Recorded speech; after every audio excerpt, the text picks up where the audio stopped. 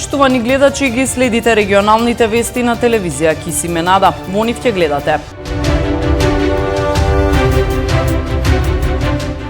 Бројките се намалуваат, но коронавирусот се уште е присутен.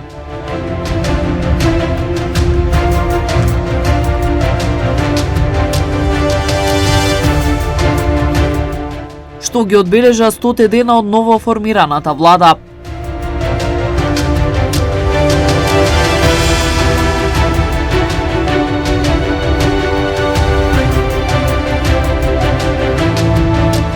Издадени 109 мерки за пребрзо возење на Тетовско-гостиварското подрачје.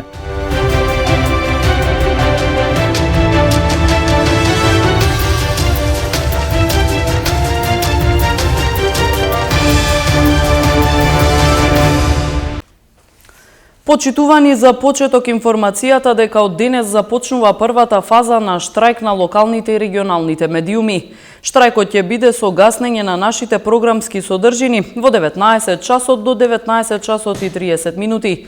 На екраните на телевизиите ќе биде испишана следната содржина.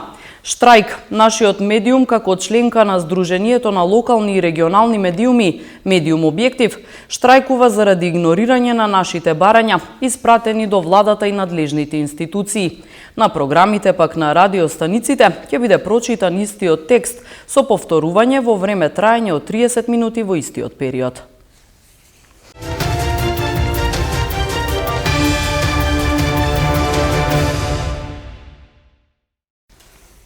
Зголемен бројот на тестирања за COVID-19, но регистрирано и намалување на процентот на позитивни случаи. Според извештајот на Институтот за јавно здравје, состојбата со COVID-19 во земјава е стабилна. Тестирани се вкупно 14.106 материјали во лабораториите во кои се спроведува молекуларно тестирање и антигенско тестирање за присуство на SARS-CoV-2, со зголемување од 11,4% во однос на минатата недела. Регистрирани се 592 нови позитивни случаи од 27 градови во државата, со намалување од 26,2% во однос на минатата недела. Процентот на позитивност се движи од 1,8% до 7,3%, просечно 4,4%. Најголем дел од регистрираните случаи се од Скопје, а највисока неделна инциденца е регистрирана во Битола. Регистрирани се заболени лица во сите возрастни групи. Најзастапена е возрастната група на лица на возраст над 60 години. Најмал број е регистриран кај возрастната група од 0 до 9 години. Во однос на претходната недела се регистрира намалување кај сите возрастни групи, освен кај возрастната група од 0 до 9 години, каде се забележува незначително зголемување од 10%. Најзабележително намалување во споредба со минатата недела се забележува кај возрастната група од 40 до 49 и од 10 до 19 години. Во текот на минатата недела со статус оздравени се стекнале 778 лица во хоспитализирани услови или на домашно лекување, 29,7% помалку во споредба со минатата недела. Во текот на минатата недела вкупно се пријавени 87 реинфекции со намалување од 33,1% во однос на претходната недела. Пријавени се 6 смртни случаи во 5 градови со датум на смрт во текот на изминатата недела, за 3 пати повеќе во однос на претходната недела. Случаите се од Скопје 2, Тетово 1, Битола 1, Куманово и Прилеп по 1. Во однос на возраста, 5 случаи се регистрирани на возраст над 60 години и 1 случај на возраст од 30 до 39 години. Владата денеска одржа тематска седница на која единствена точка беше одбележување на постигнувањата на владата и на министерствата во првите 100 дена од работењето. Пред вас и пред целата наша јавност, со оваа седница, но и со настаните кои ќе се случуваат во наредниот период, јас, вице-премиерите и министрите, ќе ги сублимираме и презентираме досегашните обемни остварувања.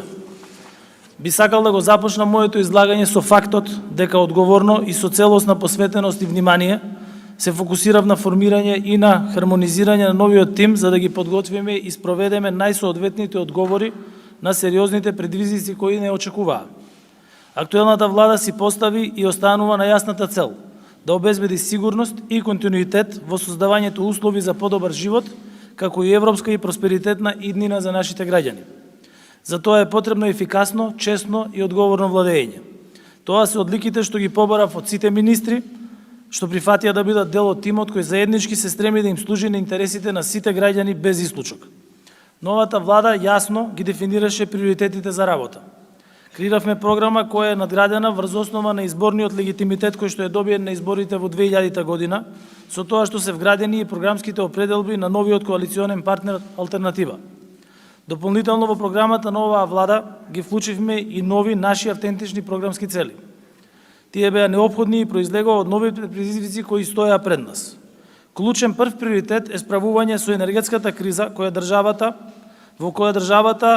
а која што е пред се европска енергетска криза и која се чувствува и кај нас, а која доби дополнително загрижувачки димензии со војната во Украина.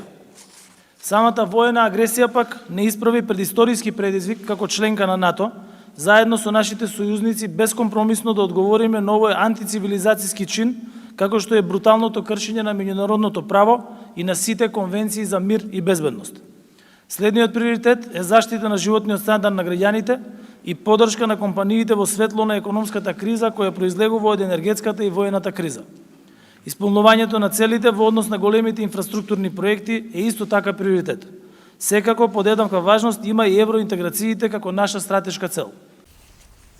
Издадени 109 мерки за пребрзо возење на Тетовско-гостиварското подрачје.